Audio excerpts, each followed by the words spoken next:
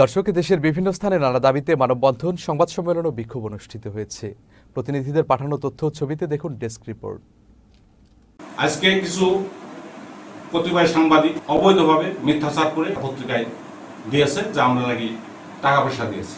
কুষ্টিয়ার দৌলতপুরে মহান স্বাধীনতা দিবসের অনুষ্ঠান ঘিরে উপজেলা নির্বাহী কর্মকর্তা আব্দুল হাই সিদ্দিকীর বিরুদ্ধে চাঁদাবাজির অভিযোগ সংক্রান্ত সংবাদের কড়া প্রতিবাদ জানিয়েছে বিভিন্ন সংগঠন।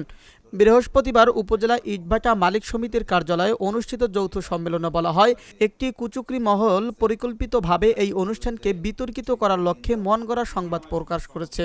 আপনাদের আমি জানাচ্ছি এবং তীব্র প্রতিবাদ এবং নিন্দা জানাচ্ছি। পাবনার আতাই কুলায় কথিত অবৈধ জমি দখলের অভিযোগে যুবলীগ ক্যাডার শফিকুল ইসলাম শফি 25শে মার্চ সংবাদ সম্মেলনে মিথ্যা বানোয়াট ও ভিত্তিহীন অভিযোগ করার প্রতিবাদে মানববন্ধন অনুষ্ঠিত হয়েছে। শুক্রবার সদর উপজেলার আতাইকুলা ইউনিয়নের মধুপুর হাইওয়েতে মানববন্ধন করে এলাকাবাসী।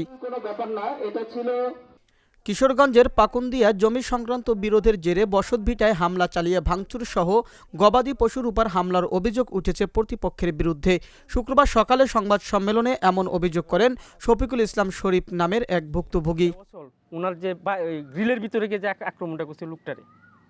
গোপালগঞ্জে মিথ্যা মামলা ও হয়রানির প্রতিবাদে সংবাদ সম্মেলন করেছেন আব্দুল আলিম নামে এক ভুক্তভোগী আইনজীবী। বরাশী ইউনিয়নবাসীর ব্যানারে শুক্রবার দুপুরে মডেল স্কুল রোডের নিজ বাড়িতে এ সংবাদ সম্মেলন অনুষ্ঠিত হয়।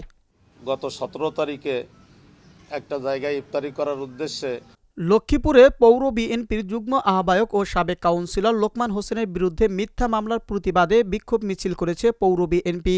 শুক্রবার বিক্ষোভ মিছিলটি শহরের প্রধান সড়ক প্রদক্ষিণ করে জেলা বিএনপির অস্থায়ী কার্যালয়ে গিয়ে সমাবেত হয়।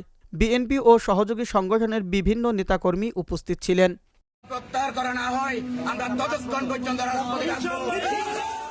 Abu Naim Shah, channel S, news desk. আপনার এমপি সাহেবের কাছে লোকমানের বিরুদ্ধে দায়ের মিথ্যা মামলা প্রত্যাহারের